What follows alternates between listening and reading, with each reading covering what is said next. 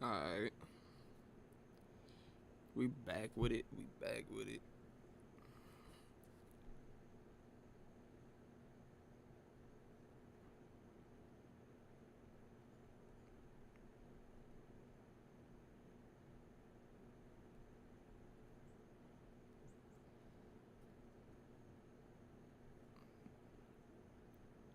Today's show is just going to talk about yesterday's games in college football. It's going to be a short show, probably 15, 20 minutes. Nothing crazy. Um,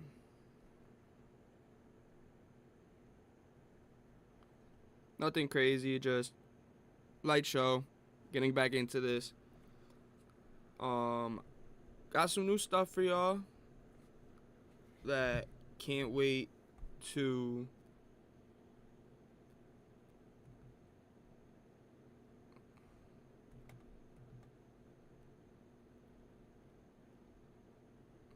okay, that's new. My bad. I got some new technology now that I'm figuring out with my stuff. Pretty pretty pretty cool. But let's talk about our first game. We had a lot of games yesterday. Not a lot of games, but a lot of sleeper games that a lot of people don't pay attention to because they were kind of blowouts. A couple blowout games. It's week 1, so we're always going to get those. But let's take a look at this UNC. People are going to talk about North Dakota State, Colorado. I'm going to talk about them second. The game that I was most interested in going into this week was UNC versus Minnesota, and it lived up to the hype. It definitely did. Minnesota, starting running back, Darius Taylor, who was a 1,000-yard rusher last year, didn't play. He had a leg injury 2 weeks ago at practice and was close to playing, but Minnesota head coach PJ Fleck said that he wasn't there. He was almost there, but he wasn't. Then, I can see that I'm kind of loud, so let me turn myself down a little bit. 2 weeks prior, he did that, but I think personally the difference maker in that game would have been Darius Taylor. Last year against North Carolina, when North Carolina did destroy Minnesota 31-13 last year, Taylor had 138 yards, 1 TD in that loss. He's the difference maker compared to who they had running back today for Minnesota, or wasn't bad. It was Morris. It wasn't more. I always say his first name, Major at running back. He was he had 70 yards, a touchdown, around 20 carries. So I think Taylor would have done a lot better and been the difference maker. But New Hampshire transfer quarterback from Minnesota, Browser, did amazing, in my opinion. He didn't do great, but he did what he had to do. 17 points for Minnesota. UNC gets the win 19-17. But let's just talk about Minnesota's kicker. Missed a 27-yarder and then misses a 47-yarder. Not his day at all. Feel bad for the kid because he is a kid. He's still a teenager. Like, let him. He had a bad day. Minnesota shouldn't have put him in that position. They should have had a better possessions throughout the game. But UNC goes to Minnesota and gets the win to start the year. But let's talk about North Carolina now. Max Johnson, their transfer quarterback, everyone was hyping him up, didn't look good, and to make matters worse, gets a very bad leg injury. Doesn't look good at all. That leg got folded over by an O lineman or a D lineman. I forgot which one, but it doesn't look good for him. Then Connor Harrell comes in, backup last year to Drake May. This year is a backup. Was a fighting with Mac Johnson. It was going to be between those two. Whoever gets whoever plays better gets the starting job. Well, now it's going to be Connor Harrell. And he went 2 for 4 yesterday. Didn't really see much out of him, but I think that now North Carolina has to stop passing the ball as much. It's going to become a run-oriented offense more than they already are, because they have Amari and Hampton, who did his thing yesterday. He had 30 carries, 129 yards, 4.3 average per carry, did his thing. So I think that North Carolina has a couple questions now on offense. Both teams, I think, did what they had to do in this game, but I think both offenses have a lot to improve on. And I want to see how UNC continues throughout this. Then we go to the game that all the big media names are talking about it. We got North Dakota State versus Colorado. And did this game live up to the hype? Yes, it did. I can't lie to you guys. It was a great game. When, in all honesty, it shouldn't have been. At the end of the day, North Dakota State is a great team. They do great against FBS opponents. But the way Colorado is hyped up this year, they're hyping Colorado up. Colorado should have beat them by at least 2 to 3 touchdowns. They didn't. North Dakota State was in it until the end. And if we're going to be completely honest, North Dakota State had a call at the end of the game that didn't get called. It was a targeting, blatant targeting. Colorado cornerback, I don't know who it was, DB, literally hits the North Dakota State wide receiver in the head down, right to the side of the head. Blatant targeting. What they call targeting, they didn't call it for North Dakota State. They let the time keep running, got down to like 6 seconds. North Dakota State throws a Hail Mary. Guy catches it inside the 5-yard line. Doesn't matter. Game has hit, or the clock has hit 0, double zeros. Didn't matter. So, but we're not going to say that it was the ref's fault. No, we're not I don't do that. It's not the ref's fault in this game. North Dakota State got beat fair and square. Colorado beat them. Good for Colorado, but the other thing is that I have to say about Colorado is they're the same team as last year. Same stars on offense. Jimmy Horn Jr., Travis Hunter, and Shedeur Sanders. Their running back, I don't see the hype in him. Not at all. He didn't impress me yesterday at all. Their backup running back didn't impress me at all. Other wide receivers on the field didn't impress me unless it was Jimmy Horn or Travis Hunter. I mean, yes, Shedeur went off. He did his thing. But they didn't have no run game. They have no run game. So what happens if when they play Nebraska next week, they shut down that passing offense and they make them run? Can Colorado run the ball? That is my biggest question with Colorado. This game, you didn't see them running. You saw maybe 10 carries for the runs. It probably, I didn't even look at rushing. They had all passing. Like Shedeur had 400 yards, 445 yards. He had 4 touchdowns and 1 interception. Great stats. But at the end of the day, it's only those 3 on offense producing. Teams are going to realize that. I noticed that. Nebraska already notices it. All the teams are going to play Oklahoma State when they play at the end of the year. Baylor, Cincinnati. They noticed that they're a 3-man offense. 2 wide receivers and a quarterback. Their O-line struggled at points yesterday against North Dakota State's pass rush. They only had 2 sacks against North Dakota State. They only sacked Cam Miller, who had a great game for North Dakota State, my bad, who I will talk about soon, who deserves to get his flowers. He did amazing. He stepped up to the plate. They had 19, their offense allowed 19 QB pressures, and their defense had 2 sacks. That is horrible. Horrible. Your offensive line allowed 19 QB pressures. That's just bad. Their O-line, they said they got picked up pieces, but it didn't look like they did. They didn't look like they did much. It looks like the same exact team as last year, but with new names in the spots they need to fill in.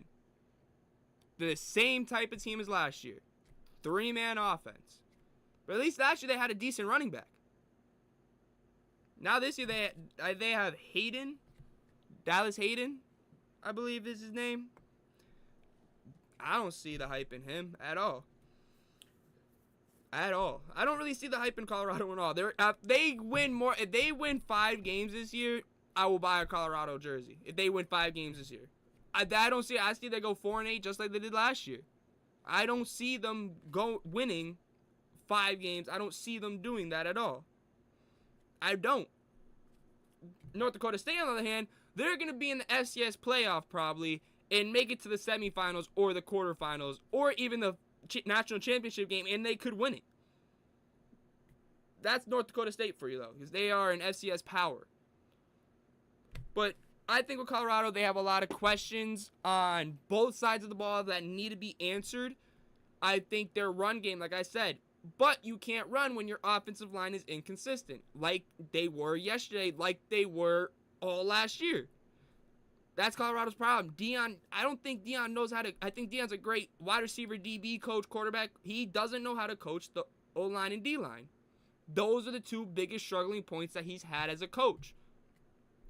What's going on, Deion? You got to fix that O-line. Then, let's go to our next game. We got Jacksonville State versus Coastal. And wow, was I surprised with this one.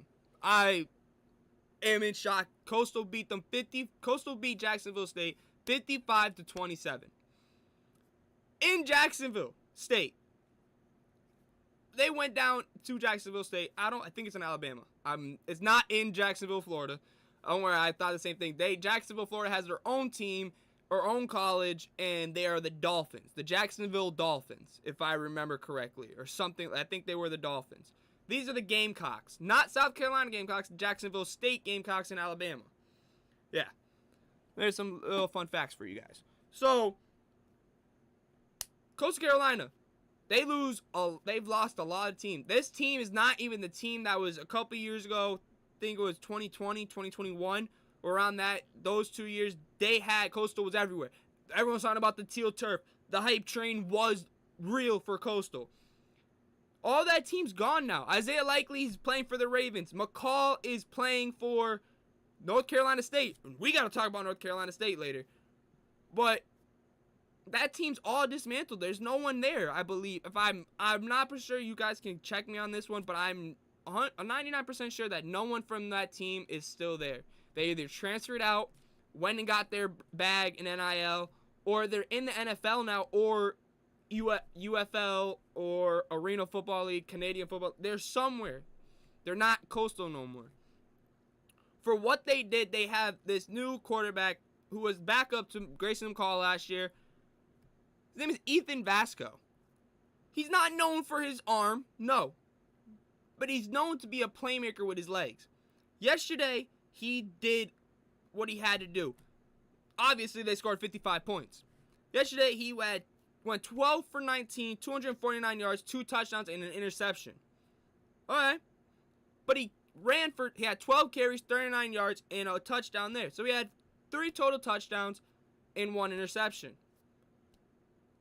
That's pretty damn good, if you ask me, for his first career start at quarterback. Like, it's his team now. His team, Ethan Vasco's team now, and he showed up and he performed. Then we got, and also, Coastal scored 4 straight touchdowns in the first and second quarter. So their first 4 drives, Coastal scored 4 straight touchdowns in the first and second quarter. Their first 4 drives, they scored. That's impressive. Then, Jacksonville State head coach Rick Rodriguez, who's a great coach, took blame, as every great coach does. Said that he thought his team was prepared, but obviously they weren't. And it doesn't get easier for them because next week, Jacksonville State goes into Louisville. And Louisville is no slouch this year. They're not like their college basketball team. They're actually good at football. They're really good. They're not like their basketball team, who is a shell of what they used to be. But Coastal next week's got William and Mary.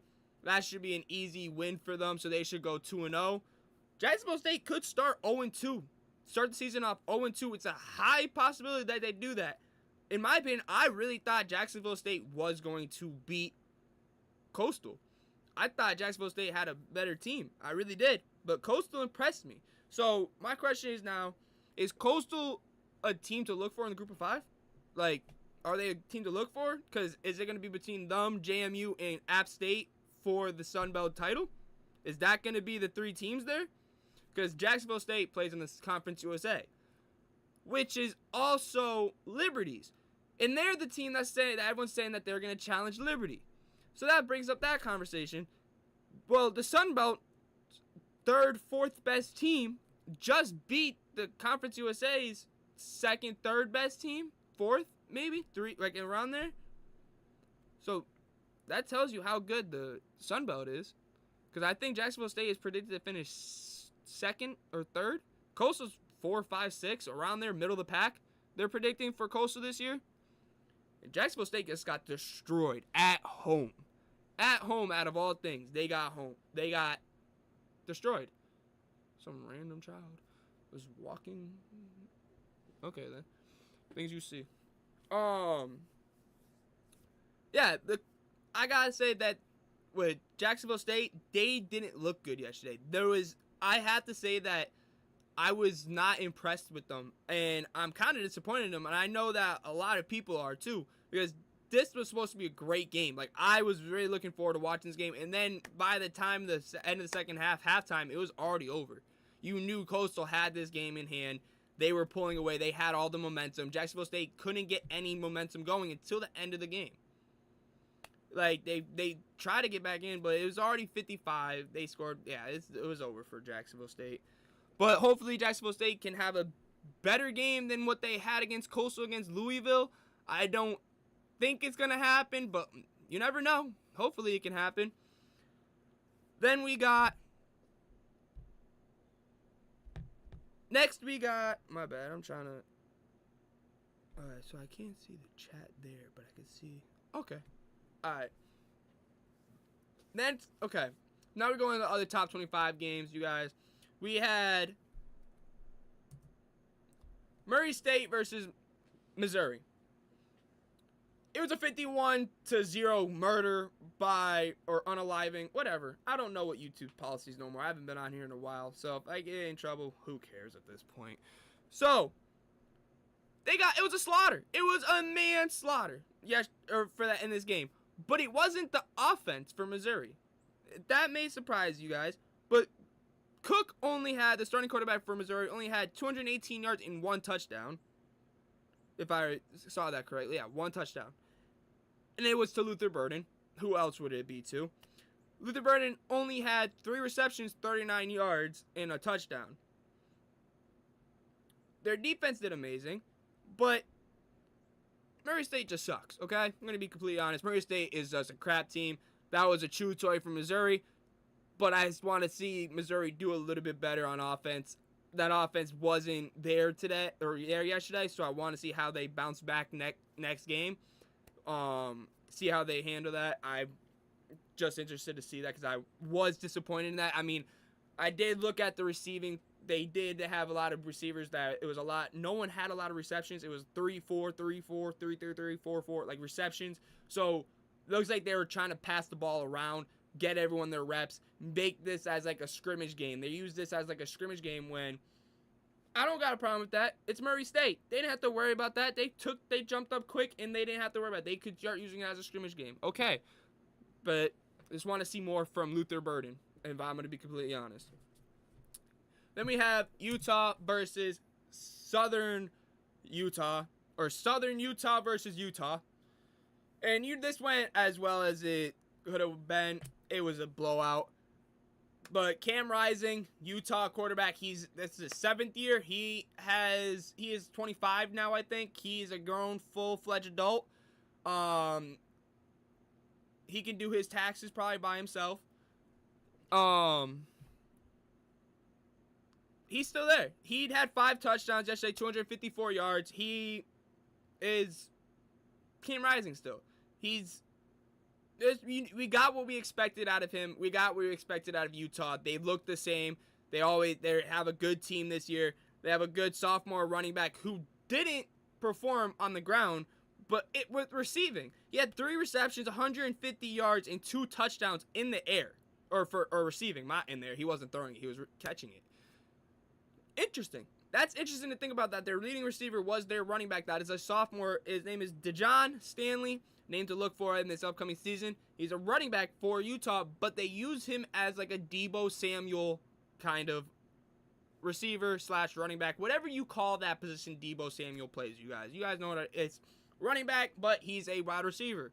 Okay, but that's something to look for Utah. I think Utah is a team to kind of look for, but I think it's Utah. You know what you're gonna get out of them every year, especially because Cam Rising is still their quarterback. Not saying they're a bad team, not saying they're a great team. They're a good team. They could win the Big 12 and sneak into the playoff. They have that chance to. They really do. But the Big 12, in my opinion, is wide open. It's a battle between 5 teams. It really is. And I can't wait to watch it. Then we got NC State. They played Western Carolina. Western Carolina lost their starting running back last year, who was also 1,000. Oh, crap. Yeah, you got a good point there. Good pull there. That was my brother texting me. He said I said some crazy stuff, and I'm gonna say pause now on that. So with NC State, they struggled hardcore. Oh wait, I didn't. My bad. I forgot to move the slideshow. See, how y'all like that? Y'all like that? Isn't that wrong side? It's this side. I forgot that it's flipped. This side. Isn't this pretty cool? Isn't that pretty cool? Like, right now, there's a wolf head right there. And then right there behind it is a catamount. That's fucking cool to me. Okay? Technology. Isn't this awesome? So with NC State, it's just they had their pieces shine. They had some pieces shine on offense. Their running back, Jordan Waters, went off. 20 carries, 123 yards, 2 touchdowns. Amazing right there. Then we got NC State wide receiver, Kevin Concepcion. He is a player you're going to see on Sundays. Okay, you guys? He is a player you're going to see on Sundays. He had 9 receptions, 121 yards, 3 touchdowns. He had a game for himself, you guys. He went stupid. Very stupid. Amazing. But, in my opinion, NC State, they only won by 17, and they pulled away in the fourth quarter. They scored 3 straight, 21 points. They scored 21 points in the fourth quarter to pull it to a 38-21 lead, or was it 37? There's a 37 or 38. One of the two. No matter what, NC State didn't look good. I don't know how they're the 24th ranked team in the country. If they're still ranked, even if they won this week, I don't think they should be ranked. Someone else should slide in there, especially if, say, like Virginia Tech beats Vanderbilt pretty damn good. Put Virginia Tech in there over NC State. I got to say that. 38. Okay, it was 38-21. Thank you. But let's talk about Western Carolina, because they deserve their respect. Because they deserve their flowers just like North Dakota State does. Know who deserves their flowers the most on Western Carolina? Their quarterback, Cole Gonzalez. He was 22 for 35. Not the best ratio right there, but he had 211 yards, 2 touchdowns, and then he had 6 carries, 75 yards rushing. He did what he had to do for his team. He gave it everything for them.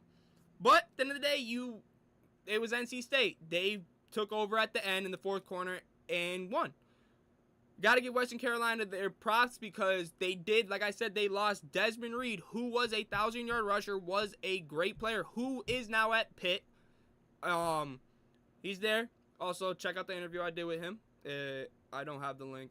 I'll put it in the bio. Check that out, because it is a great interview. He's at Pitt now. So, their running back room was a little bit iffy. Well, it showed up. Their whole team showed up. Just too bad they couldn't get the win. I think they will have a great season in the FCS level. I think they will be battling with Mercer in the SoCon conference. I think those two will be battling all year. But I think that is the show for today. I'll be back live Monday. I don't know the time yet. I will post something on YouTube for the time. Sorry that I didn't post none of this today. I will tomorrow, or I will start posting more. Just want to get back into this, guys. Show you guys the new stuff that I got going on. There's going to be a lot more stuff coming. I'm going to be learning a lot more things to do onto this live. Trying to get a ticker onto the bottom. so I can show scores of games as I'm talking. So yeah, thank you guys for tuning in. I will be back live Monday for another college football show, a recap show. Make sure you guys watch football tomorrow because we got some good games, some blowout games. It's week 1, but let's go Notre Dame. And until next time, see ya.